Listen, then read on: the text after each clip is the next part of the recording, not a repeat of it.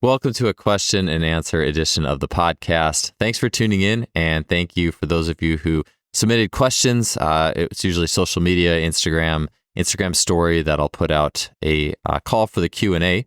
So I appreciate those of you who submitted a question, and I'm looking forward to getting them answered here.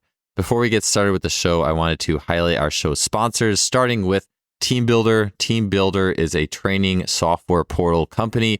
If you're looking for an effective way to distribute workouts to your athletes that's been recommended by so many coaches, then check out TeamBuildr.com and you can get a 30-day free trial of the software by heading to TeamBuildr.com and using the code JUSTFLY. Secondly, we have Lost Empire Herbs. They are an absolute go-to of mine for all things supplementation. I love being able to harness the power of nature in my supplementation regime. I just had my Shilajit resin today, and they have an awesome library of products to enhance your energy, vitality, and even strength through that power of nature, something you can taste, you can smell. And there's really something special about herbalism or performance herbalism in a complete training regimen. To check out my own favorite herbs, you can head to lostempireherbs.com/justfly, and you can use the code Joel15 for 15% off of that order. Lastly, we have the Plyomat. Not only is it my favorite plyometric testing device, as it does things like vertical jump, multi-jumps, reactive strength measures, but it also is an amazing training device because you can daisy chain or link multiple mats together. And if you're doing bounding or hurdle jumps, for example, you can get reactive strength measures on those as well, which adds a new dynamic to the session. It's an awesome product. And to check that out, you can head to plyomat.net. Lastly, my online courses, Sprint Acceleration Essentials and Elastic Essentials, are 20% off here for the rest of February 2024. So if you want to take advantage of that sale and join over 500 coaches who have taken my online courses, you can up your sports performance education here in the new year by heading to justflysports.com and checking out the course links. That being said, let's get to the questions for this question and answer podcast. And we'll start with one by Trevor Tiller. He asks, what are the best plyometrics to prepare for training them? Again, it's been a long layoff. So just in terms of general plyometric training, and this is likely best described in the scope of something like track and field, you're doing plyometrics to get ready for long jump or high jump or something like that. Then light or low intensity skips, gallops, single leg hops, starting with the low intensity. All those are a great place to start. Calf jumps, just hopping in place, jumping rope. It really isn't an answer that's necessarily complicated at all. And also realize that simply doing tempo sprinting, going and sprinting 150s or 200s and on short rest and doing 5 to 8 of those, that's also plyometric training because each of those steps in a tempo sprint, a long sprint, is a plyometric contact. Every step in a sport is a plyometric contact. And so plyometrics does go beyond just simply, I would say, a baseline categorization, but from a general perspective, if you're just looking to get back into that type of training, the skips, gallops, calf jumps, single leg hops are a great place to start. And then ultimately that plyometric training is going to be a gateway, I'm sure, to whatever skill you are ultimately looking at, being that dunking a basketball or just playing basketball, playing volleyball, doing track and field, sprint type work, whatever it is. It's important as well to look at, well, how is the skill of my sport jump going to play into it? Because it's not something where I would say it'd be an interesting situation in today's age where your skill is plyometrics. Unless your sport is triple jump, then I would say yes, then perhaps your skill is truly plyometrics. But ultimately, if I like dunking a basketball, then getting out there and doing various low rim dunk variations and all sorts of different types of low rim dunks with spins and twists and different approaches and different lengths of jump into the hoop. Just as an example, that is all also plyometric, very plyometric in nature. And so that would complement that. You could just say garden variety, lower level type of plyometric work with the skips, gallops, and calf jumps. And one last thing with the plyometrics, and really getting back into anything after a layoff is a great time to work on not just the sets and reps and the progression and thinking about that, but also to work on the ease of the work, the quality of the work, your connection with the work itself. And so for plyometrics, what that means is working on the feel, working on, can you have smooth contacts or silent contacts? Can you feel what part of your foot is interfacing with the ground? So working on that awareness. And can you work with feeling how your body is using its innate springs to be launched through the air? And these are things that just come with the territory for like the animal kingdom, kangaroos or springboks. You watch them jumping around and they're obviously not thinking about anything. And the goal is really not to. You shouldn't have to think about any of these things. But as humans can be overthinkers, I do find that when it comes to plyometric activity, if we can at least take some time, and those early phases are certainly a good one for it, to just let ourselves feel the innate bounce in each step as we go through these basic activities. And the low-level hops are also great ones for this. The more we can do that and take time to just notice our elastic nature, it can really help pay dividends once the work does start getting more intensive, the bounds or depth jumps or whatever it turns into. The better relationship we can have of our own body's elasticity, the better results, and the better I just find the better relationship we have with training movements that we can get later on as we go through that process. And part of this I say as a 40-year-old now who has probably done, I don't even know how many hurdle hops, bounds, and depth jumps. It's been a lot. And in that time, I've just found that using them to really work on that relationship, to feel my body elastically operating and not just trying to hit a position, but just feeling the machinery at work has been something that's been really helpful as well. So that would be some ideas for you once you get rolling back in plyometric training again. The second question here is from Tomas Capucho, and he asks, what's your approach in terms of strength and conditioning for swimming, means and methods for that population? And so these our swimming questions are ones I really enjoy. I've been getting more of them lately. I've spent a good amount of time in swimming, and it's not something I talk about necessarily a whole lot. I know a lot of the questions tend to revolve around speed or jumping or land-based power. And so with swimming, there are a lot of principles from land-based speed and power that still hold true when I work with athletes who are aquatic in nature. But the main things I'm looking for that are different with swimming is the exercise medium.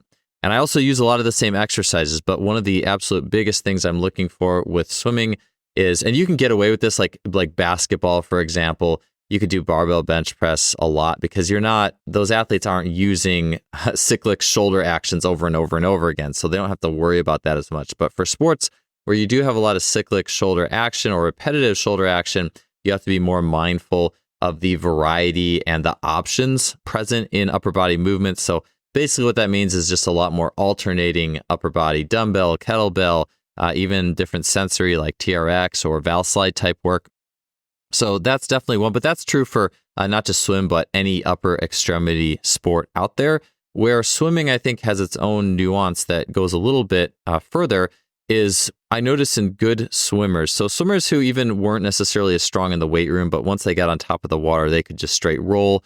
And we've had some of these discussions with the biomechanics, different biomechanics folk who've been on this podcast, is those swimmers have the ability to retract the thorax. And so what Alex Effer, or how Alex Effer has put it that I think is really good, is the term, are you either being, if I'm standing straight up and Alex is standing in front of me and he pushes his hand into my chest from the front, that's being pushed backwards. And that's a mechanism that a lot of swimmers can do really well. And it's a little bit of an orientation that they can get into very well because that helps with their buoyancy and their options of their shoulders in the water. Being pushed forward would be if someone, or Alex in the sense of his example, stood behind me, put his hand between my shoulder blades, and then pushed me forward from the back. And that's that type of posture that is actually a little bit more like a sprint posture because you do need to push your center of mass forward a little bit. For example, if you've seen pictures of Usain Bolt where he almost looks like he has a dent in his back. So someone who's a pure sprinter is going to have that more of that type of presentation. But so with that in mind, the things in the gym that tend to push you forward are more like the standard powerlifting movement. So think like a straight bar deadlift or a barbell back squat. Just by the nature of that bar placement, it's going to, especially over time, the better you get at those lifts, start to press you more into those positions, which for athletes who do want a little helpful compression for speed, linear speed, and things like that, actually can be something that initially can not be a bad thing. But for swimming, what I found is you generally want to stay away from those things that are more compressive, especially over time. Swimmers are very hard workers as well. They really, especially the sprint swimmers, as I've found, they really like to make gains in the weight room. And so oftentimes I would have to hold swimmers back. The swimmers I worked with, at least in my environment at UC Berkeley, because they wanted to be successful.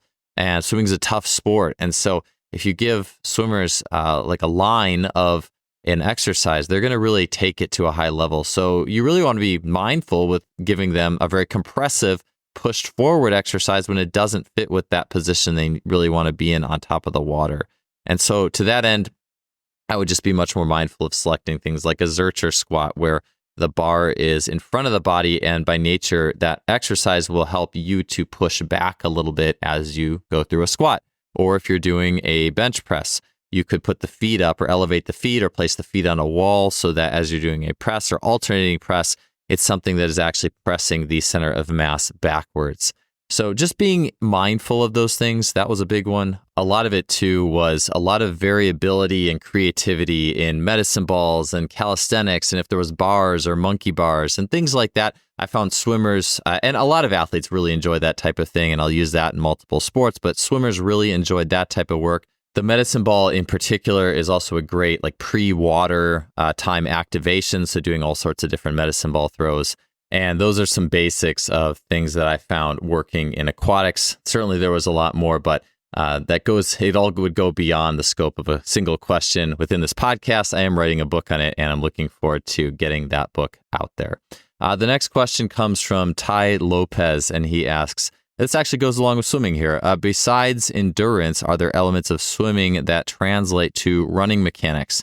And this is an interesting question because, well, for one, I'll just say, and for the sake of a lot of folks listening to this podcast, especially like speed and power and on land-based training, pool training, just cross pool recovery. Randy Huntington talked a lot about how much he valued the pool for track sprinters. I think for all athletes, not just track, but football, basketball, whatever your sport is, getting in the water is naturally restorative. Marv Marinovich used it a lot. Some of the Marv Marinovich water training videos, in my mind, are just classics.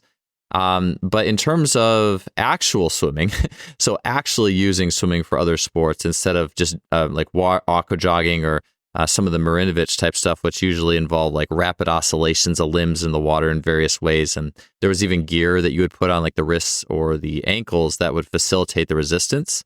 Actually swimming, it's interesting to think of swimmers' builds.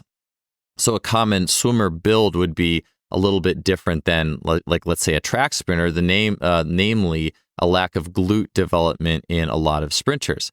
And what's interesting is I actually tested men's sprinters in 10-meter sprinting just to see, one, I was just genuinely curious to kind of see how fast sprint swimmers are. It's the same or very similar energy systems, at least in the competition. Training is a little bit different as swimmers do tend to get more aerobic.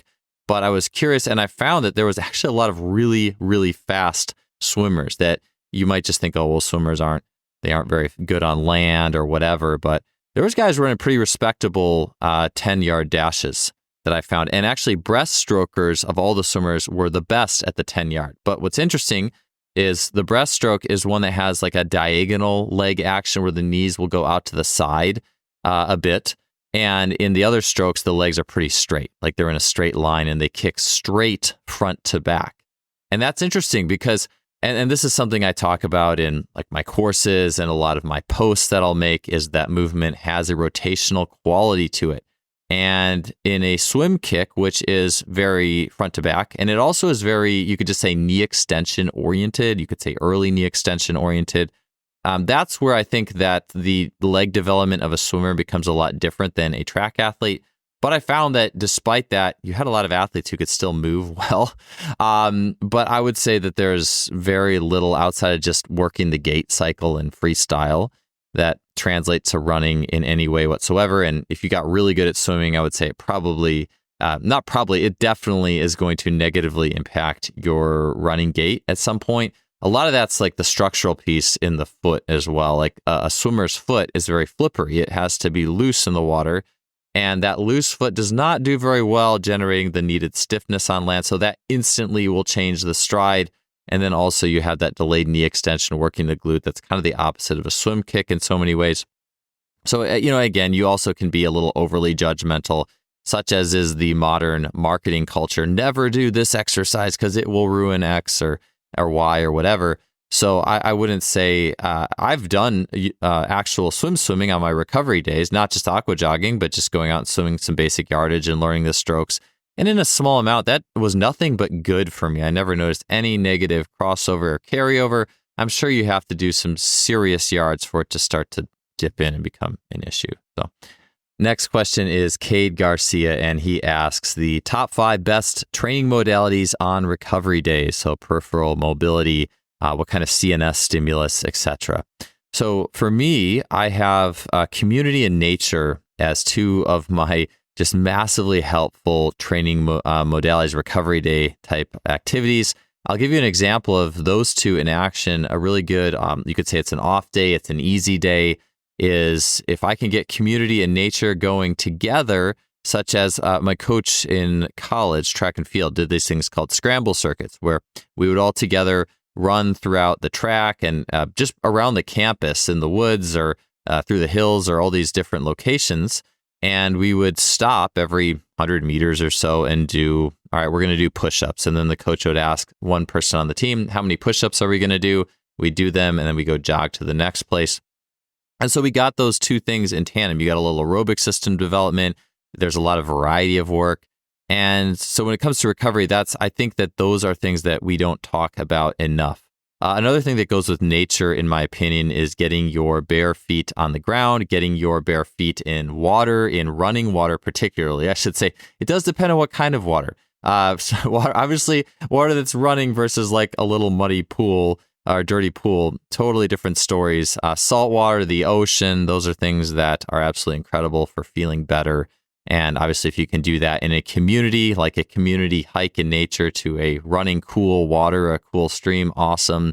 And for me, I just think that those things, compared to maybe the more typical, hey, you're going to do this contrast therapy session. And contrast therapy is awesome, by the way. But I just think those natural community-based factors are not talked about enough. Outside of that, anything that's like light play, like I really like sports like racquetball. You could even say like pickleball. Again, there's that community theme of just playing with another person and not just, I think that's important for me. Sometimes I will get in my own zone in training very easily, and you live in your own world. All right, I'm going to do this stretching routine. And that's certainly helpful, but I just find that the community aspect can be really a powerful multiplier of recovery. I'm sure there's research on laughing and laughter for longevity's sake, and I think it also really helps us to recover between sessions. I'll also say, too, in terms of modalities, for recovery, you also have things that are more active in training that I'll use, such as isometric holds with breathing and breath work, so nose breathing, like an iso lunge with a 4-second in, 8-second out cadence, or doing mace bell swings with exhales as the mace goes in front of you, inhales as it goes behind you as your rib cage is opening up. That kind of goes with like breathing squats if you're squatting down and you exhale on the way down, this being body weight, and then inhale on the way up just to work that the breath cycle to the movement, things that are a little bit kind of qigong in nature. Also things that are percussive, like just gently tapping, like gentle fists, just tapping different places on your body that might be sore. You could say it's moving energy around. All these things I find helpful for the sake of improved energy, recovery, and there's a big list. And hopefully that goes a little bit beyond the typical, which I think the typical is good, but I wanted to add a little bit of the atypical in there as well. Okay, next question here is Toolbox Jim, TLV, and he asks, training wisdom for vertical jump training over the age of 40. I've been getting a few of these questions. It's almost like, it's kind of funny. You think age is just a number, and then you turn 40, and then there's all these questions about being 40 and training. But it's like, where's all the 39-year-old questions? Just kidding. I do appreciate it. And it is an important topic, because I do think that as we get older, I believe our training can become more rich as we learn more about not only our own training response, but also how to make those key components to making training joyful and sustainable, in the sense of genuinely enjoying what you learn out of the training session on a regular basis, what you learn about being able to compete in different ways, learn different sports and movements, and just keeping that going. That's been an important aspect for me. I find that, so I'll start with this, is that in vertical jump training, as the question here, But I find that continuing to explore the jump in different ways has been helpful for me. If all it is here is my max touch and I can touch 10-8, and you just go and you maybe have a vertec or a rim or whatever, and you go to see at what you can do every time, that fundamentally starts to get, I just think it's a little exhausting on one end of things. And it's also not something that you are going to walk into being like, oh, I can't wait to test my jump. Like every day, oh, I can't wait to test my jump. Maybe if it's a good day or something like that. But what I find is that the core or the base should always be, especially as you move forward, fun, skill, things with options, things that on the day you can feel like you made progress. And so to that end, that's things like low rim dunking and trying different skills and versions of the jump. Even for me with high jumping, I enjoy learning. I was just going through like an old, it was the Derek Busey jumps book from I think 1980, and it had some drills for straddle high jump. And I was like, oh, I'm going to go try all these drills out just because it's a different way you can interface with jumping. And so for me, that's something that I have found very useful. It's a lot more fun than, all right, I'm going to go to the gym and see what I got today. And again, that's good. But I find that when you enjoy that learning process where all things are almost new again, or they are new again, I'm learning how to straddle high jump and all these drills. This is the first time I've done this drill set. The actual jump height will take care of itself. And that's so often what it was like for us growing up. A lot of times, the first time you were exposed to plyometric training or depth jump exercises, or even a basic squat or strength routine, it's so much fun because you're getting stronger, and then you're going and you're seeing your jump go up as well. But then obviously at some point it levels off. And then the question is, well, then what do you do? And as I see it, I would rather at that point go the skill route, making sure, and in that skill route, things become new and fun and engaging again, versus almost like you're always like having a hammer and pounding up at the roof, hoping to like pound through the plateau, versus having a joyful, skillful experience that every day is fun and its own challenge. And that can definitely help with that sustainable practice over time. Now, a lot of that is for individual type work. So, for example, if I'm looking to dunk a basketball or high jump or long jump or anything like that. And at the same time, too, there's that community-based aspect. So I was playing volleyball, for example, a little bit of league volleyball I would say about 8 months ago, and it was a great experience. And I wish I was able to do more of that. Sometimes life just doesn't work out that way. But I found that in those team-based sport situations or just doing different sports, you're getting a lot of that variability, a lot of those different jumps, and it's built in context of just having fun, playing the game. And the older I get, the more I really value gameplay, community, task-based jumping, and then along with what I said, learning jumping in that new way over time. I just think that you don't want to get too far in your training ever from the meaning and the fun and the joy that was the reason that we always started this whole thing. So I've doubled down on that, certainly in different ways and creative ways as I have gotten older. Along with that, Joe Ferrigno asks, how has your training changed since turning 40? More recovery, less volume. So maybe this is a question that I'll take alongside. So alongside, as I've transitioned into more just interesting ways to explore the skills that I choose to train, it also has been one where I find that I can't get away with some of the high frequency training templates that I utilize in my mid-20s. So a lot of what I started to really get into at jump training was a lot of templates based off of like Yuri Verkhoshansky's work, and I altered those over time. And a lot of it was doing 4 high intensity sessions a week. So either speed, plyometrics, or lifting. And I just found that and this was about age 35, and maybe this was just a combination of many things. I had 2 children at the point, 2 young children, and I found that template was no longer sustainable at that point. I think, again, there's a lot of things that added up to that. And I did find that doing some breathing like breath work on my off days, actually, that was one I missed for the recovery question. Doing breathing work was really helpful for me. That helped me to be able to tolerate that type of template. But these days, I have adjusted it. So instead of, let's say, a speed day twice a week where I'm doing some pretty good linear sprinting and plyometrics alongside 2 strength-based days, those speed days a lot of times look a little bit more, there's more actually, believe it or not, an aerobic component, a circuit-based component to a lot of it, it's a lot more multi or supersetted and a little bit longer efforts, a little bit more fitness oriented in many cases, simply because my nervous system isn't going to do amazingly well with, hey, I'm going to go out and run a certain amount of max, like 10 or 20 meter flies. And part of it, though, is also I need a certain amount of fitness-based work in my program to maintain good recovery ability, body composition, overall general strength, trying to maintain a lot of abilities as I try to maintain that spirit of a generalist. And so some of those speed days actually become a little bit more distributed. And I find that in that distribution, I can recover from them quite well. And I may distribute my speed days differently than if I was 25 or working with a 20-year-old athlete, for example. So that's really one of the main ways.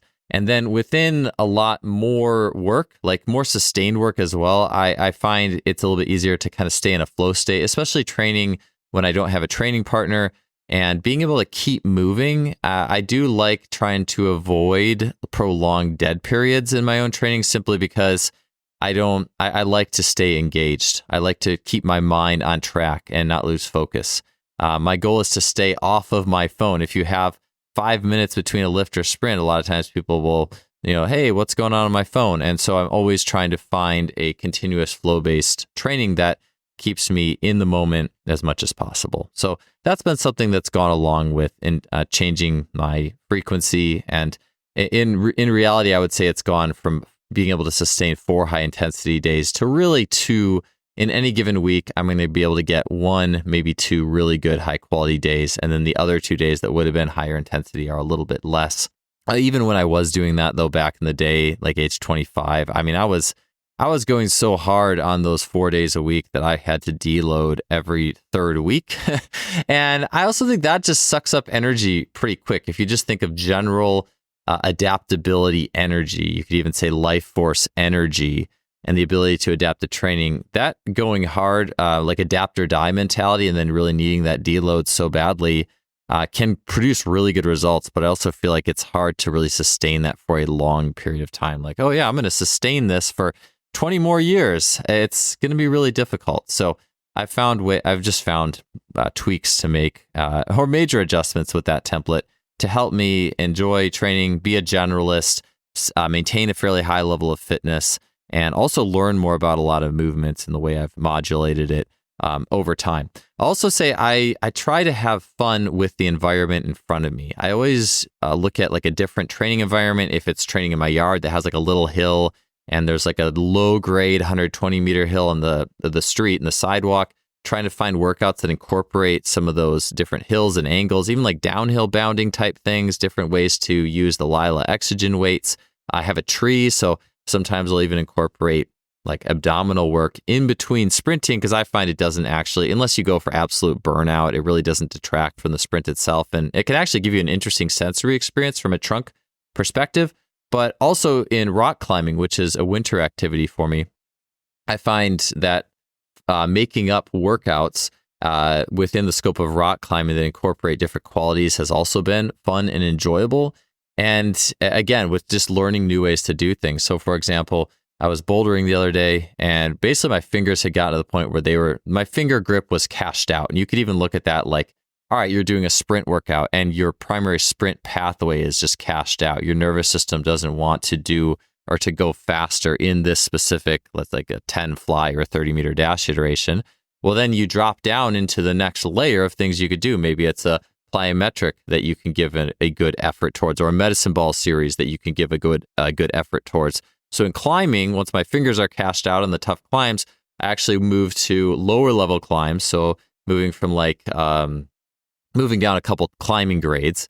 And then I would go to the gym and do like various hanging abdominal exercises, pole vault boob exercises where you're inverted, trying to get your hips above the bar, those kind of things. So I would do that till not failure, but till I was getting close to it. Then I would go back to the climbing boulder, a lower level problem, do that, then go back to the gym. And just working that creativity into whatever my environment is, I find to be a lot of fun. And so that keeps my mind engaged. And that mind engagement and using creativity and autonomy is so important. And that also goes into coaching athletes and helping them to use their autonomy and creativity and giving them a voice. I know Jamie Smith has talked about that as his high school athletes get older and they understand the training, they eventually get to a point where he expects more autonomy from them. And just in my own, how much creativity on my own parts made my training come alive. I also feel like that's really valuable for all athletes. Next question, Just Jumari asks, how do you improve an athlete who can't bring in speed to their 1 foot dunk so the leg will give out?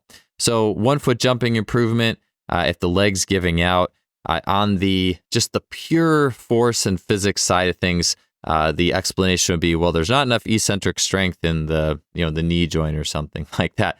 But I find there's a little bit more going on than that. And a lot of a single leg jump revolves around how an athlete can use their body structure, their skeletal structure, to deflect themselves off of the ground well. And that's a trademark of a good single leg jumper. Many good single leg jumpers are fairly fast twitch, but maybe not as much as a sprinter, like a very fast 100-meter dash athlete.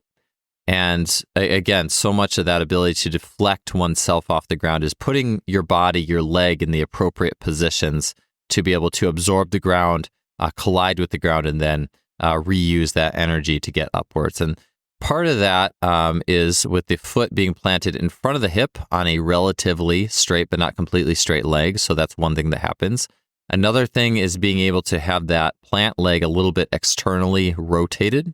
So if you look at the athlete planting from the front, that kneecap going laterally out to the side a bit, that helps to absorb the ground without collapsing. So that mechanism. And some ways to help with that. One is to be able to do work that familiarizes an athlete with the knee behind the toe. Angus Bradley was on the podcast a while ago talking about knees behind the toes training. Knees over toes, very popular these days. Knees behind the toes, almost ostracized. And Angus talked about, for example, doing things like a split squat with the knee behind the toe because it trains and helps an athlete to get into more of that mid stance, early stance, if you will, type setup.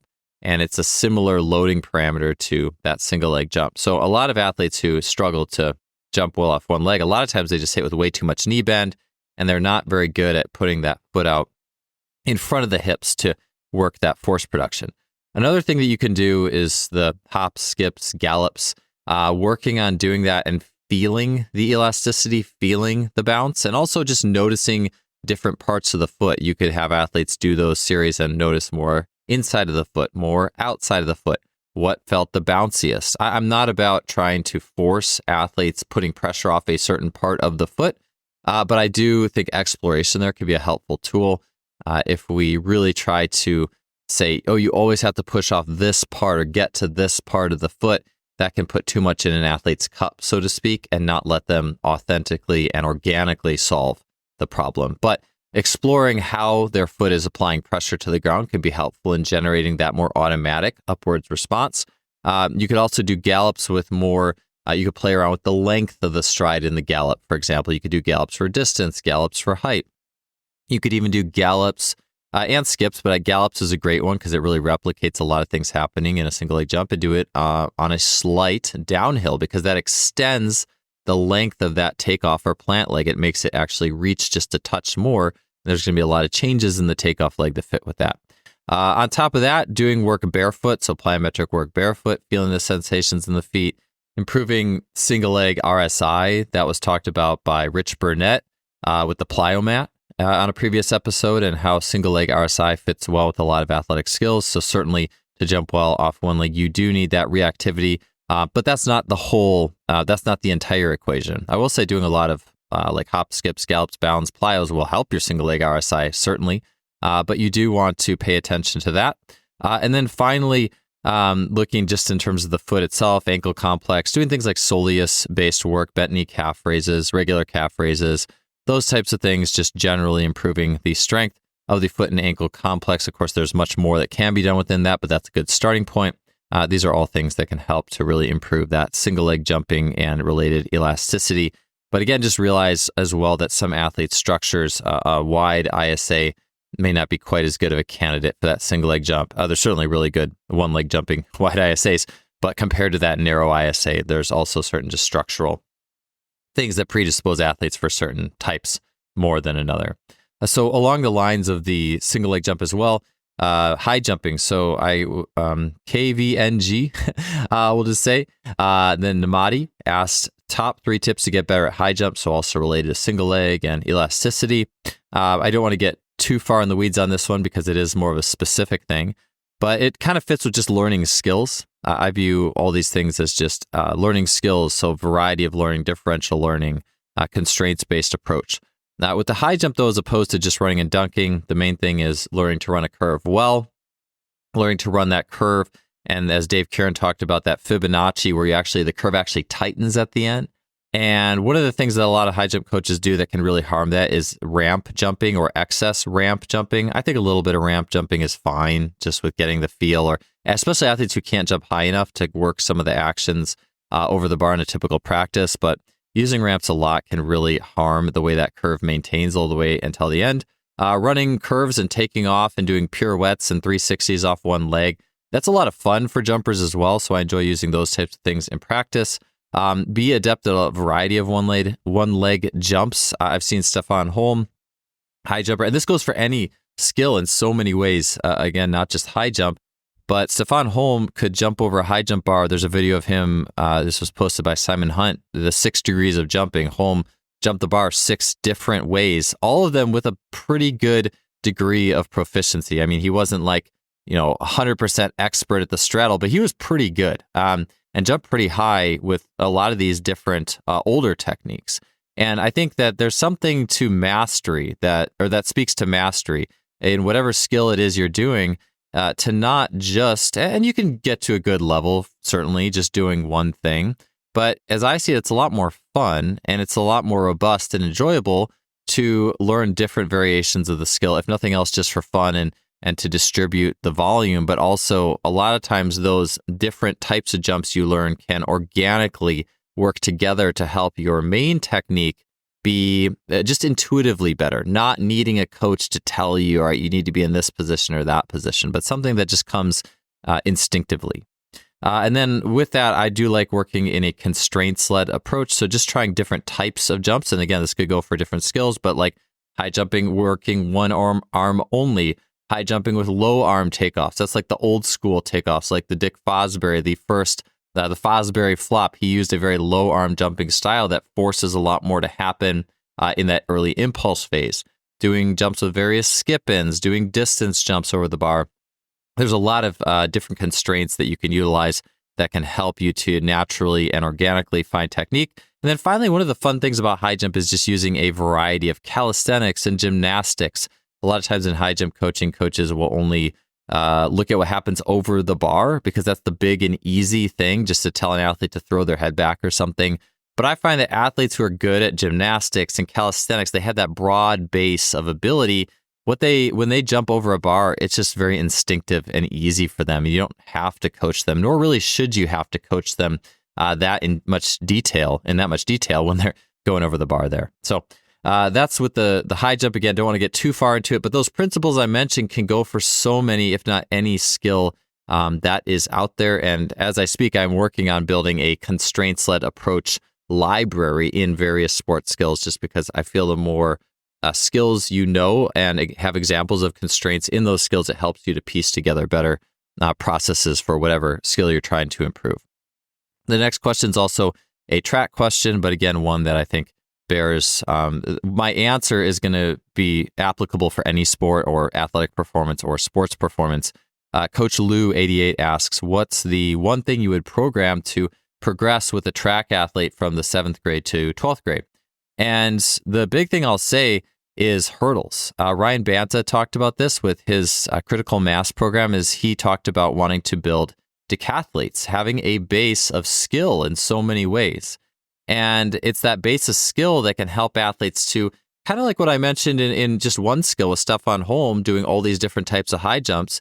The broader your skill base, you can really refine and just have an instinctive technique down the line, versus so often in coaching now where it's, you could say it's a robotic form of coaching where everything is coached up and there's all these drills and do the drill this way, versus athletes exploring and learning and finding options on their own.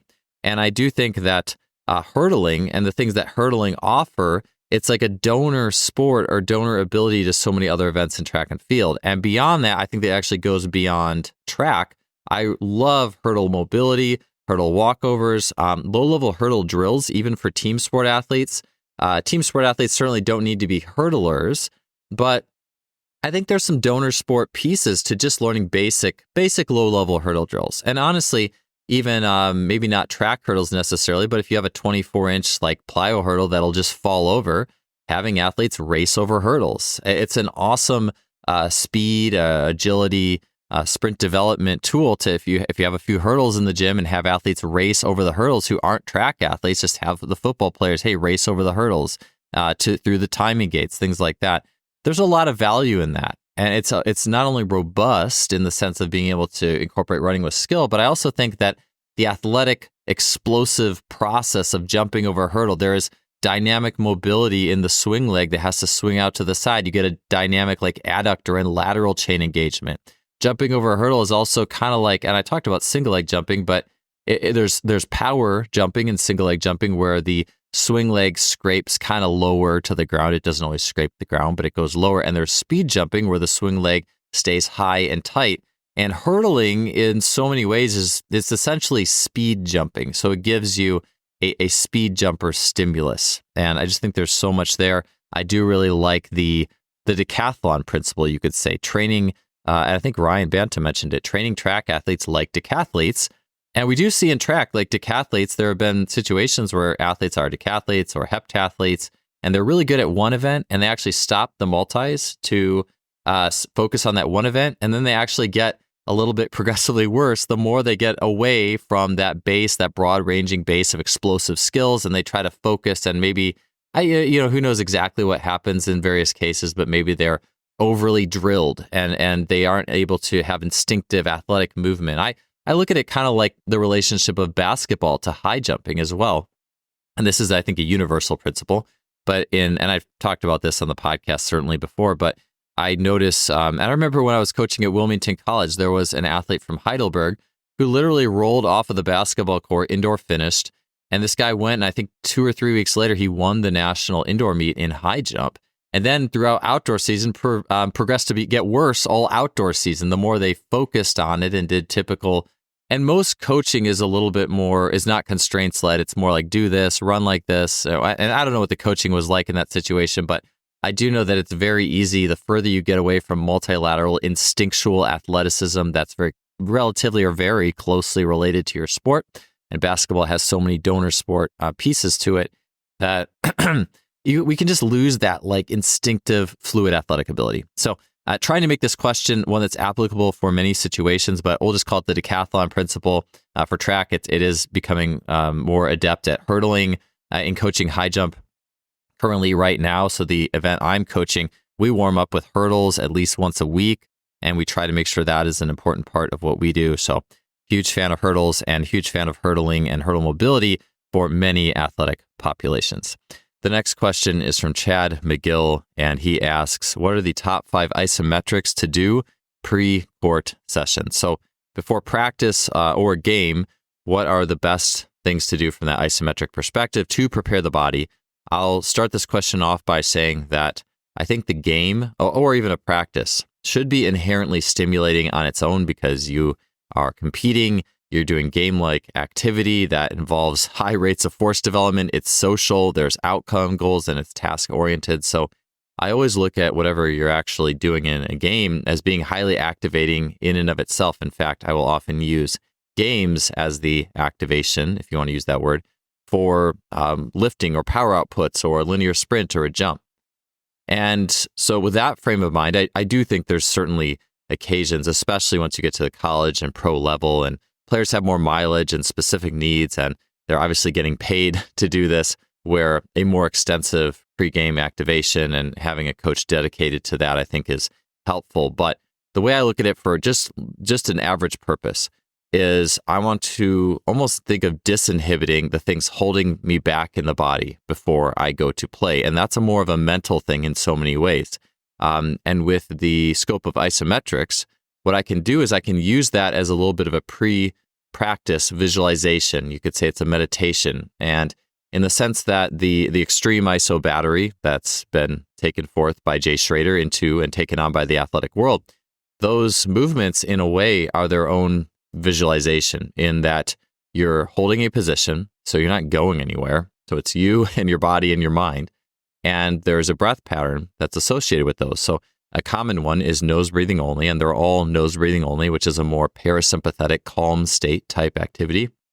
And then you'll go for 4 seconds in, 8 seconds out, or you could do box breathing, 4, 4, 4. So 4 in, hold 4, out 4, then hold and repeat that. There's, as long as it's a even number, so going 4, 8, 5, 10, 6, 12, 4, 4, that is going to help sync up the mind and body to be a little bit more clear. And companies like HeartMath, who they have a little thing that clips on your ear, and it tests how your brain and then I think the electromagnetic field of your heart, how that connects. And they use like HRV score as well. I think the HRV with the heart regularities and things like that. But what they found is athletes who have a higher coherence score, and the coherence score goes up when you breathe well, when you can breathe in sync, on pattern, not in an aberrant, I hope I'm saying that right, pattern. Those athletes can have a little bit quicker reactivity. They can be more in tune with the game. And so much of what I look at in tuning the body prior to a game is also tuning the mind, tuning the breath, and then disinhibiting the body. I have not done this one yet before a game, but I think it would be an interesting practice. Well, actually, if you watch the Maradona videos, he does it. He just does like the shaking, like he's like shaking his body really fast. And in so many ways doing that, it's shaking off muscular inhibitions. You could say holding patterns. In so many ways, the mind is the body. What is going on in the mind? So if you have a tight mind, for example, an anxious mind, a lot of times that can manifest in tighter muscles, athletes who don't have as much range of motion. And so in so many ways, by doing something in the body, you can have an impact on the mind as well. So I think it'd be really interesting to, if anyone wants to run this experiment, doing, yes, the isometrics and the breathing. And with the 5 ISOs, you could pick any of the 5 that Jay has put out there. Or you could even just do a few, just do a couple. I like the lunge and push up, like a hang's a nice one. There's plenty of options to pick from there. But then doing and Aaron Cantor talked about this when he was on the podcast, just shaking. And even within the shaking, a lot of people like the activation type work, be activated or RPR or certain points of activation. I like the idea that something I've just been doing personally throughout the last, let's see now, probably about 6 months or ever since I did the Evolve Move Play Retreat in Asheville with Aaron, is kind of organically, if you're doing a warm-up and you're just doing even percussion, like instead of the Theragun, you're the Theragun, just take your fist or your palm and just gently percuss, tap your body, like your arms and legs and core and back and trunk and wherever.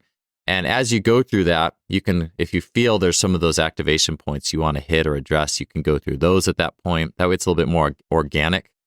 So some things to consider with that. And yeah, I just hope to also give you a frame of mind or frame of reference that might run a little bit different to a lot of people talk about how can I activate my body before the game or practice, but I am very up on activating the body and the mind and that connection to its fullest potential. I just think there's so much there. And that's always the thing that I tended to struggle with because I didn't have a problem getting my body to a high output. Like for basketball, for example, in high school, it was always the mind that held me back. And I think that's the case with just about every player, to be honest, in the scope of team sport. So I hope that helps you out with that question. And it's an interesting topic and area for sure. I think we're going to see a lot more there in the coming years. The next question is DJ Ketta, and he says, thoughts for an open palm versus closed for sprinting? So I actually just had an Instagram post on this. It was Noah Lyles sprinting back in 2016 with an open palm technique. He was very fast back in 2016, but he's continued to, he wasn't just a guy who was a freak in high school. He's gotten faster and faster and has run the number 3,200 of all time now. He just actually ran an amazing 60-meter dash, I think 6:44 this past week. And so now he uses more of a closed palm, not a fist, but just a palm that's you could say it's gently closed or appears to be more gently closed. And so It's interesting. John Garish and I had this conversation the first time he was on the podcast talking about different hand positions athletes might use in sprinting or if they're going over wickets and things like that. And generally speaking, what you're going to see is athletes who have more open finger positions. And this is something I learned from Darian Barr a while ago. Like if you're sticking your pinky finger out in your hand, that corresponds with sticking the pinky toe up in the foot. The hand kind of, and I think of it like that homunculus man. If you've ever seen it's almost like the map of where all the sensory nerves are in the body. And like the hands are huge and like the lips are huge in the person. And then like the legs are probably pretty small. Like there's different areas in the body that are much more sensory wired. And since the hands are so loaded from a sensory perspective, it's almost as if the body can use that dexterity of the hand to share that connection with the foot a little bit. If the foot doesn't have quite as much there going on, the hand can almost manipulate the foot into, if you're like sticking your fingers straight out, just being a little bit, that's like a stiffness, that's a resist type motion. You actually could even feel it if you are bringing your fingers in. If you do this right now, you feel like muscle and strength if you bring your hand into a fist. You feel it's almost like an internal torque, something that can torque towards the center of the body. It's a little bit more muscular. If you extend your fingers, splay your fingers, and make them as straight and rigid as possible, it's like you're resisting. It would be kind of like resisting someone who's trying to close your palm in a way. And that message goes to the foot. And so athletes who sprint with that straighter finger method tend to be using that strategy to resist the ground more, to get a little bit more elastic bounce. And there's different strokes for different folks. There's no one right way to do it. What's interesting with Noah, though, is he moved from that straight-fingered method of sprinting into more of that closed palm method. So he now uses the closed palm, and he's obviously gotten faster. But it's a multifactorial thing, because that straight finger method may have been the best technique for him back in 2016 when he was in high school or just out of high school. He was not as muscular then. He's been lifting a lot more weights now. And being physically stronger and more muscular does fit more with that internal torque, like bringing the fist in, you feel the muscles activate. It kind of just fits with that piece of things. And I think that we tend to, the pendulum swings in sprinting and mechanics and vertical force. It's the ultimate thing in sprinting, and then that's everything you want to work on. But that's not the case. Both horizontal and vertical are important. And I think that people who tend to emphasize that quick vertical frame of sprinting tend to be those who may use that open palm, and then people who tend to be trying to direct more of those torques internally and into horizontal may be using more of the closed technique. And you can see that with even how the foot bounces off the ground. And so I would actually say for athletes, I would not tell them to do one or the other. Part of me does like bias a little bit more towards the closed palm technique, but there's been a lot of really good sprinters who have used the open palm over time, like Johan Blake. And then, well, you could say, well, what about longevity? Well, then you have Kim Collins, who ran I think 999 at age 40, who has an open palm technique, so straighter finger technique. Kim Collins was like skinny. He was, I think, like 5'11", 150 or something like that.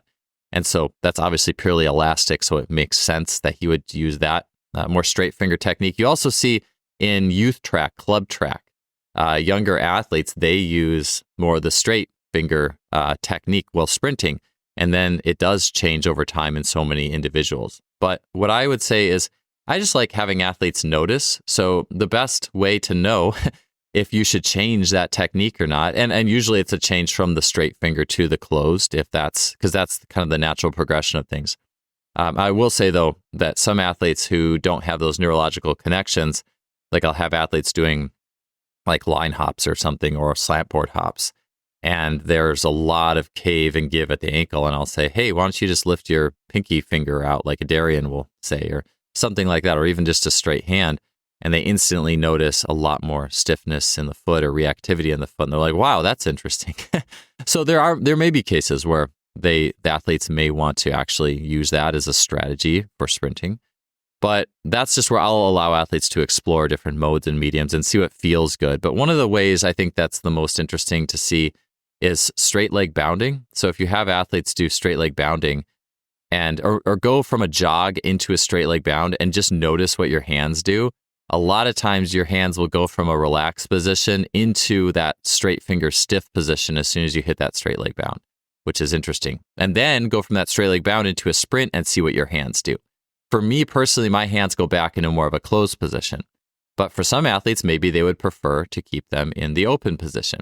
I think it's a detail that I wouldn't necessarily worry about unless maybe it's something that comes with injury, like an athlete's too rigid and they have that straight finger position and they just run tight or something like that. Then sure, I think that it really trying to steer and explore towards closed positions, but it's something I would tend to focus on a little bit more actually with a lot of the drills and the more isolated stuff, just to see what happens. And then if athletes want to sprint one way or the other, I think it's ultimately their choice. So I know it's that's not very much of a concrete answer, but I think just being armed with that knowledge will help your coaching intuition. And if you're an athlete, honestly, it's just interesting. And it's kind of cool to see how the human body operates. So that's what I have with that one. And for you observing athletes, it gives you a new tool to observe athletes with as well. The next question is Saison Training. He says, how much do you care about the extension pattern you see in lifts? Good enough or perfect? And so this would be referring to like if I'm squatting or doing a deadlift. And we've all seen those athletes who really crank and arch their back to squat or deadlift. And that could be called an impingement strategy as well, where you're beyond using the muscles, you're also like cranking the skeletal frame onto itself a little bit to really work that hinge and just get every piece of your body to make the lift. However, you don't want to move with an impingement pattern athletically. And so for me, I tend to just bias towards using lifts and squat and deadlift variations that put the weight in front a little bit more. So I tend to move more towards like a hex bar deadlift instead of a straight bar. I still have straight bar from time to time, but hex bar a little bit more, or with squats, a front squat or a Zercher squat, or a safety bar a little bit more than I'd back squat. And then by elevating the heels and squatting as well, you're not giving an athlete as much room to hit that impingement pattern. When you squat flat-footed and the first motion is the hips back, then the body can think it's falling backwards, and then it can respond by hyperextending the spine. But with all of these things, and this is such a trend, is to say, well, don't do this, never do this instead. And in that, we can't shortchange the robustness of the athletic body in motion. The athletic body is smart. We can oftentimes back squat a lot more than you might think you can based off what you hear or see from particular coaches or what you see on social media. The athlete can always do. There's no lift that's like off the table. But for me, the red flag is just simply if it's that instant hips back and then the spine cranking. And outside of that, I'm not overly concerned about it. But the way I tend to set up my program kind of steers away from that being able to happen anyways. And so it's actually something that I don't really run into too much. I will say, though, it is interesting to look at the body types of an elite sprinter that is so pushed forward in light of those things. Or if you watch like Usain Bolt doing like cleans and stuff, it's kind of funny. It's like all extension, but that's his jam, and it's funny. He's not even lifting that much weight in the Usain Bolt doing cleans. He's like doing like 135. It does make you wonder if he was doing like 225 or something, what would it look like? Could that be an injury mechanism in loading because he's already so pushed forward? I don't know. But that's what I'll go with on that. I try not to over emphasize it. If I saw that athlete who was hyperextended, that would be a red flag. We would instantly probably put back squats and deadlifts or those things that provoke it off the table. But to be honest, those aren't very much in my program anyways. But I also at the same time realize there are plenty of athletes who can do them just fine, and I don't judge that. All right. Next question is Sam Upshaw. How much are we really overloading specific positions in a joint angle specific squat? So this is a really good one because with the weight room, and this is common because we could say, okay, should we half squat for athleticism? Should we quarter squat? Should we do this, the same angle that happens in whatever phase of sprinting or jumping or whatnot? And I think the angle, the close enough, it's like 30-degree window. As long as you're in a 30-degree window, I'm sure that's an arbitrary number, but as long as you're within a 30-degree window of whatever angle you're hitting in that sport, that's going to transfer. I don't, I actually don't really, I used to do more of this, but I do a lot less like quarter squats and all those things than I used to. Not that I don't think they're of value, because I do think there's certainly value there, especially in the context of like contrast training, French contrast training. I think that's actually where that stuff shines the most. I would much prefer, like if it's jump training and we're doing half squats or something, or 1/3 squats, and we're trying to find an angle close to the jump. I find a lot more value if we're doing like a isometric max squat at a close angle, and then going into like a depth jump, and then going into a jump squat at a similar angle, and then doing a regular, like a fast jump or a fast plyo. Like I would rather do that than, all right, we're going to get in the weight room totally separate from practice and really hit this specific position. When it comes to, how do I describe why I think that way? I've gotten to that just because I really value sensory similarity. I really value, hey, if we're going to jump, let's do a lot of things that feel like jumping, that are close to jumping, and it's all in that container. But as soon as you get out of the container, and now it's a general strength practice that's away from whatever you're doing in sport, I definitely have gone a lot more just along that. It's kind of like 1x20 type mentality, a lot more general, a lot more full range for the most part, occasionally stopping a little short. Sometimes it's 1.5, which is like extra full range, that kind of thing. And then with the squats or things like that, I might go 2/3 at some point, but a lot of that, it's still not specific in the general squat workout. It's more just, it's just faster out of the bottom, because there's a big difference between squatting to a bench that's about 16 inches off the ground versus squatting to parallel in terms of just that pop off the bottom. And if you're a narrow ISA as well, you really want to watch that, like that slow turnover, that grind or slow down in the lift as it relates to that pressure system. So that's why that's there. But yeah, a lot of the real specific angles for me and where I've gone, I will hit mostly just in the scope of contrast training. And if it's a more general session that's absent of the jump or dynamic work, I tend to cater more towards full range stuff. So I do know there's research, or a research study, I think it was RIA, who had noted that quarter and half squats transferred better to speed and I believe jumping than full range squats. And you could look at, well, is there a slowdown, like I mentioned, in that full range versus the quarter and the half? I think there's a lot, there can be a lot taken out from that, because even within quarter squats as well, I've been part of and seen programs like track programs that lived on quarter squats for a very long period of time. And I don't think or saw a big noticeable advantage there, if any, over deep squats. And so just from my own anecdotal perspective, I do think it's a little nuanced with that. I do think there's a lot of ways to go about it.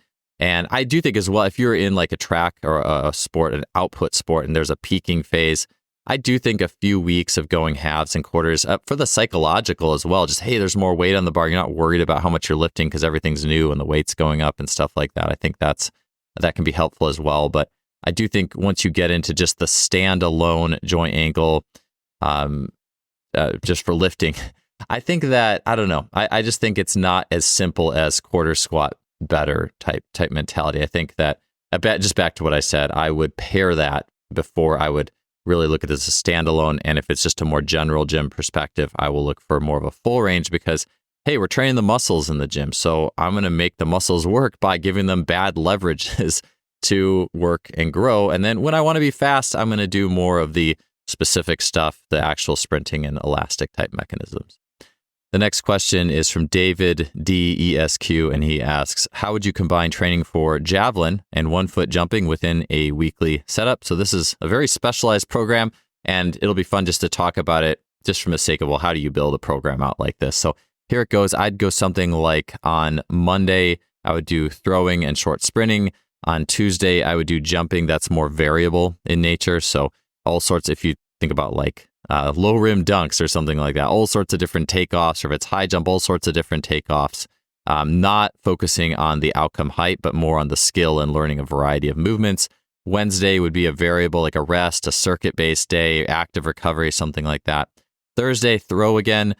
This time throwing, where Monday throwing would be linear. I forgot to mention that. I would do more output throwing on Monday. The throwing on Thursday would be more variable in nature. And then again, short sprinting Friday jumping, and now jumping is output. So jumping, trying to go more of that funneling your focus into a single higher jump. Saturday, doing some sort of tempo rhythm type sprinting, very much so for the sake of the jump, the single leg jump that fits well with there. And then Sunday, rest. So that's something I would put together to get all those things in the week. The thing, or an interesting thing, is that throwing does kind of have a similar quality in the block leg to a single leg jump, but I don't think that it's so intensive. It's not as intensive as the single leg jumping, so I don't think it's something you're going to overtrain doing that. Okay, just a few more questions here. How to peak for the 100 meters as a muscular-driven sprinter in a track sprint work. That's by sprint as fast as you can. So for that one, it's multifaceted. If you are a muscular sprinter, you're a wide ISA, you're a neural driven, you can lift heavy weights, then it is in your favor to keep some sort of heavyweight movement in the program through that peaking process, like a Ben Johnson, like squatting a lot of weight, 500 pounds, a few days before the Olympic final. But at the same time, the volume really needs to come down through that peaking process. I found it working in swimming. It was interesting. Swimming doesn't have I guess you could say like the scholarly or the official, like here's the official training literature that like track and field has. A lot of it's more like, you could say it's hearsay. It's almost like urban legends. And or I wouldn't say urban legends, but it's kind of just mutually agreed upon ideas from coaches. And one of those ideas was that really like more muscular sprinters, like muscle needed more time to taper. So more muscular sprinters in swimming had to start their tapering process earlier. But a lot of that being with the water. So just lowering the volume sooner. And most swimmers train, you could say they overtrain. They train a lot. They train very high volume for a long time. So that was something that was interesting, just a different lens on that equation. But then you do want to keep that high intensity in there, especially if you like lifting. If you get things neurologically out of lifting, that's something you want to look at. And then last question here is from KVNG Namadi. He asks, does maintaining strength for a sprinter in season matter? Will they get slower if they don't? And this goes with the last question. I actually grouped these together here.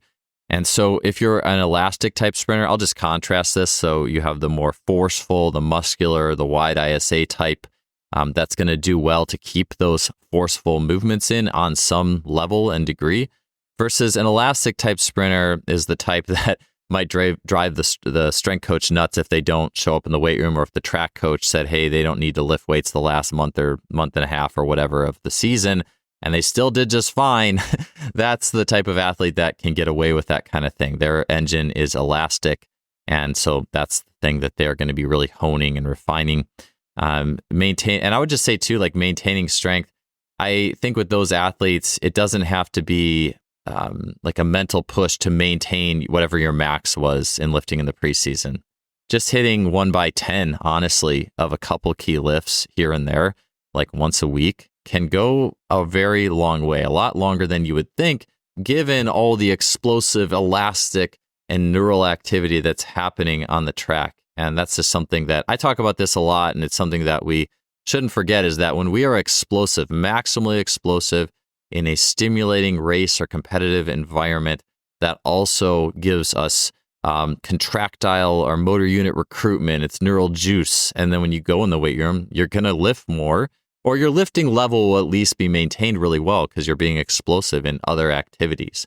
And for those elastic athletes especially, you just need a drop of a few different types for that competitive period when you're doing those types of things. I think it was Andy Egerth who actually had said, and this could be multiple types, elastic or muscular, but that athletes' power clean maxes were going up in season once they started racing in track, because that explosive nature of track, and back to the competition that raises your level, that fed into the gym, into the weight room. And so just realize that elastic athlete who's sprinting fast is getting that stimulation very specifically and really doesn't need a ton of weights in season to be able to maintain that work. So that closes out the questions for today. Thank you for everyone who put questions in. I always enjoy these.